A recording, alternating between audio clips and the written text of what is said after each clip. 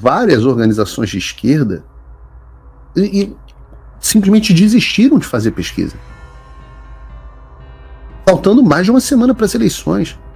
O New York Times divulgou o que ele chamou de pesquisa final a 10 dias das eleições.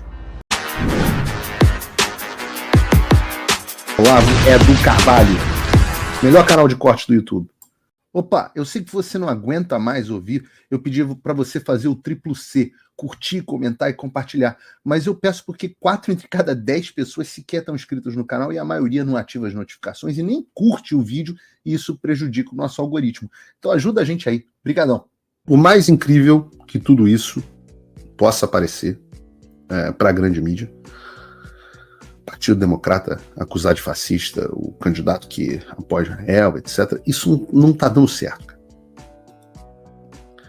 Vocês estão acostumados com as pesquisas que eu já venho trazendo aqui no Paulo Figueiredo Show, mas hoje vocês vão ver algo inesperado, porque em todos os últimos programas, sem exceção, eu tenho trazido a média do site do Real Clear Politics, o site mais famoso agregador de pesquisa, para que a gente tente entender em que pé está a eleição americana ali, mais ou menos, no voto popular. Na última quinta-feira, para vocês terem uma comparação, a média desse site dava uma vantagem para Kamala Harris de 0,2 no voto popular. E já naquela ocasião, eu tinha dito que esses números não seriam suficientes para Kamala Harris vencer no colégio eleitoral, já que ela ia ter que abrir uma margem muito maior no voto popular. Então, se ela ganhasse por 0,2, digamos que as pesquisas estivessem precisas, não estivesse superdimensionando a votação do candidato democrata como fizeram em todos os últimos anos, e subestimando. Digamos que tivesse precisado e ela tivesse 0,2. Esse tivesse sido o resultado, Donald Trump certamente seria o presidente dos Estados Unidos com boa vantagem no colégio eleitoral, que é o formato da eleição americana. Alguns falam que ela precisa vencer com mais de 3, outros chegam a dizer que ela precisa vencer com mais de 4, porque de tão concentrados que estão os votos democratas. Eu não sei. Eu sei que abaixo de 3 é difícil. Ou seja, se Kamala Harris tiver 3 pontos a mais, se a votação nacional for 53 51 Kamala Harris e 48 Trump, alguma coisa do tipo, tem 1% que pode ir para um outro candidato, né? Tem candidatos independentes. Se ela tiver 3 pontos de vantagem sobre Donald Trump, nós teremos Trump presidente. Provavelmente. Só que, para surpresa de muitos, olha como está a média do Real Clear Politics hoje. Pela primeira vez, desde o início, não da campanha eleitoral, mas de todas as campanhas eleitorais do Trump, durante um momento de campanha, né? Ele teve ali à frente do Joe Biden uma época, mas Joe Biden não era sequer o candidato. Pela primeira vez desde o início de uma campanha eleitoral, o Trump aparece à frente de um candidato democrata. O Trump nunca esteve à frente da Hillary, o Trump nunca esteve à frente do Joe Biden em 2020, muito pelo contrário, né? E agora está à frente da Kamala Harris. E eu, de novo, eu já expliquei 1 milhão de vezes, né, que a eleição americana não é decidida no voto popular, mas no colégio eleitoral. O voto popular é uma métrica importante, porque mesmo perdendo nele, o candidato republicano ainda pode vencer. Eu trago aqui o exemplo da Hillary em 2016. Trump perdeu para Hillary em 2016 por 2,1 no voto popular, mas ganhou no colégio eleitoral, né? Não é que a eleição americana não tenha voto popular, é que são 51 eleições, né, uma em cada estado e no Distrito de Colômbia, votos populares, acontecendo por todo o país. E aí é formado o colégio eleitoral. Então, em vez de você jogar todo mundo num bolo, você tem vencedores por estados, e quem conseguir chegar a 270, né, que é a maioria dos votos no colégio eleitoral, leva. E o ponto aqui é que se o Trump tá à frente, mesmo... Volta para mim, por favor. Hoje estamos com o Matheus aqui no programa. Saudem aí, uma salva de palmas para o Matheus, que está operando o programa para a gente hoje. Mas, Matheus, volta, por favor, para esse último gráfico que você mostrou do Real Clear Politics. Porque se o Trump, em 2021, estava atrás... Perdão, em 2016, ele ganhou a eleição mesmo estando atrás. Né? Vou te dar um exemplo aqui.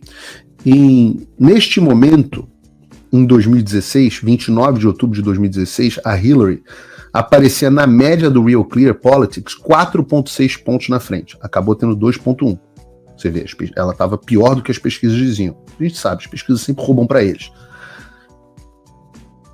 O Biden terminou com 4,4, 4,5, aparecia em 2020 com 7,4. Esse é o resultado que a gente está com o Trump mais 0,1. Então você pode imaginar duas coisas. Primeiro, que o Trump provavelmente não está com 0,1 a mais. Deve estar com, você chutar aí, uns 2 a mais. Segundo, que ele podia até estar com menos 2, que ainda assim ele seria presidente. Então é uma vantagem que aparenta ser muito boa. A gente não sabe, porque a gente não sabe as mudanças que os institutos fizeram, se eles estão melhores ou não, etc, etc. Eles podem errar para o lado do Trump dessa vez. Eu gosto muito do Tip Insights. No tracking diário do Tip Insights, eu trago sempre aqui, os apoiadores do Paulo Figueiredo Show tem ele completo em português no site. O Tip Insights dá uma vantagem de 1 ponto da Câmara sobre o Trump. De novo, no voto nacional.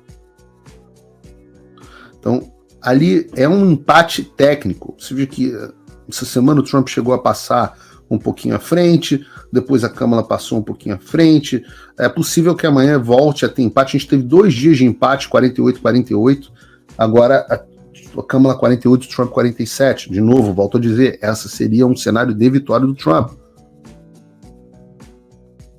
Só que, ainda que nesse cenário a Câmara tenha vantagem, o TIP mostra pra gente algo interessante.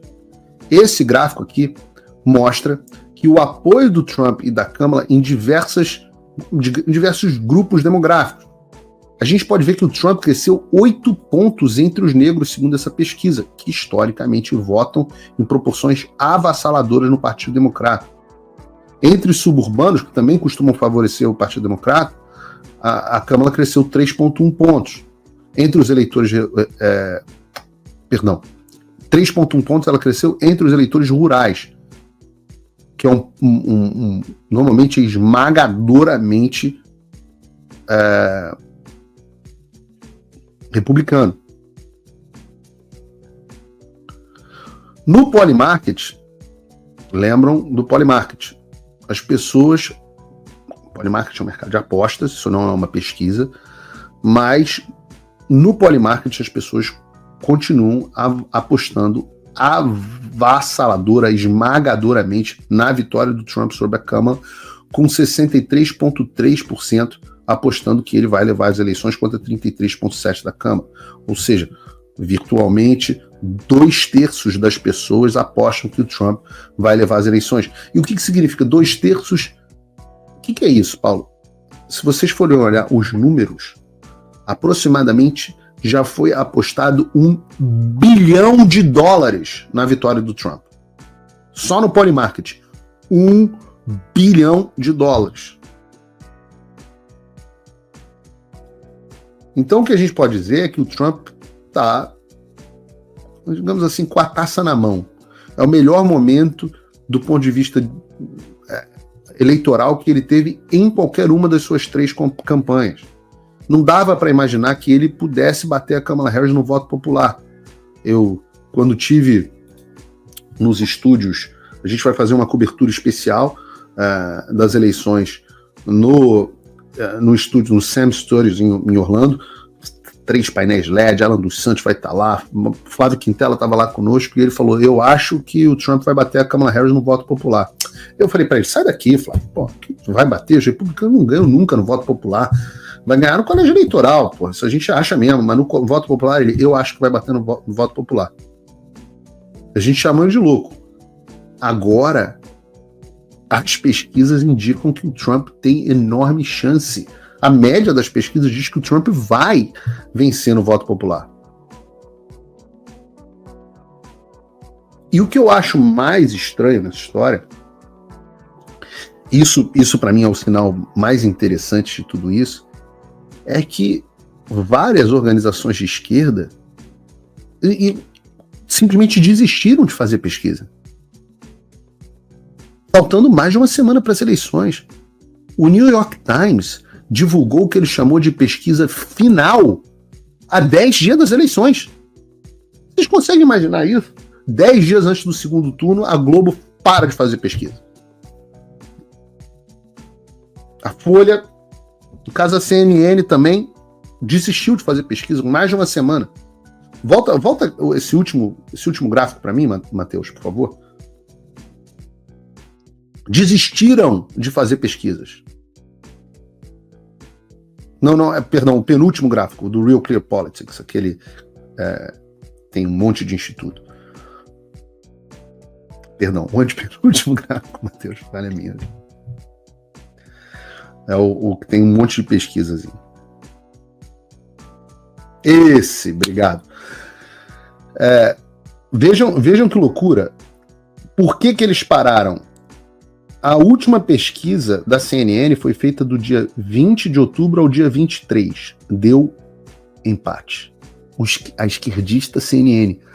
Essa pesquisa chegou a dar 14 pontos de vantagem para o Joe Biden em 2020. Eles mentiram assim, sem pudor. Seria a maior vitória da eleição americana. Chegaram a dar 14 pontos de vantagem para o Joe Biden em 2020. 14. Ele acabou tendo 4. Empate. Não vamos mais fazer pesquisas. O New York Times, de 20 a 23, mesma data. Pesquisa, empate. Resultado, não vamos fazer mais pesquisa. Por quê? Porque para esses caras, reportar a vitória do Trump, além de ser, como a gente viu no caso do Washington Post, além de ser muito ruim e doloroso para eles, é absolutamente ruim para o leitor. Ninguém quer ver notícia ruim. Eu confesso que muitas vezes eu tenho que trazer notícias ruins, mas eu sei que se eu começasse a trazer notícia aqui de que o Trump estava perdendo, se fosse esse o caso e eu tivesse que reportar isso, que às vezes é da vida, digamos, se eu for fazer o Paulo Figueiredo Show de semana que vem, se o Trump perder, ninguém vai assistir. Como vários de vocês abandonaram, né? Quantos amigos, quantas pessoas me encontram na rua e falam assim: Paulo, se eu tivesse... Pode tirar, Matheus. Paulo, se eu assistia você todos os dias, mas depois que o Bolsonaro perdeu, eu não parei de acreditar nas eleições, parei de acreditar na política, não assisto mais nada. É normal. As pessoas querem ver as notícias que elas gostam. Elas querem ver as notícias que deixam elas satisfeitas. Então, não tem porquê o New York Times gastar uma grana numa pesquisa que vai dar o Trump na frente. Que não tem como mentir. Os caras não querem reportar o crescimento do Trump. Oi, que legal que você gosta dos meus vídeos. Mas ainda mais importante do que eles é o meu curso.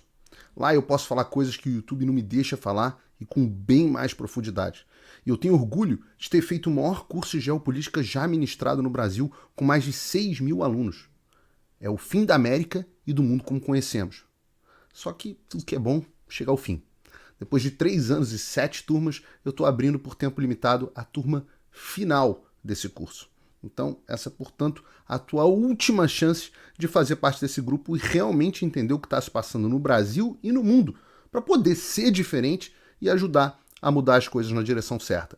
Tem um link para você aqui na descrição. É por tempo limitado e com vagas limitadas. De novo, é a última turma. Haja agora para não se arrepender. Um abraço. Faça o tal do triplo C. Curta, comenta e compartilhe. Você pode fazer essas 3 coisas que ajudam o algoritmo a aparecer. Mas eu não estou brincando não, pessoal. Dá uma paradinha agora de 1 segundo e clica no joinha. É importante que você faça isso. Porque se você não fizer, inclusive atrapalha o vídeo. Parece que o vídeo é menos relevante.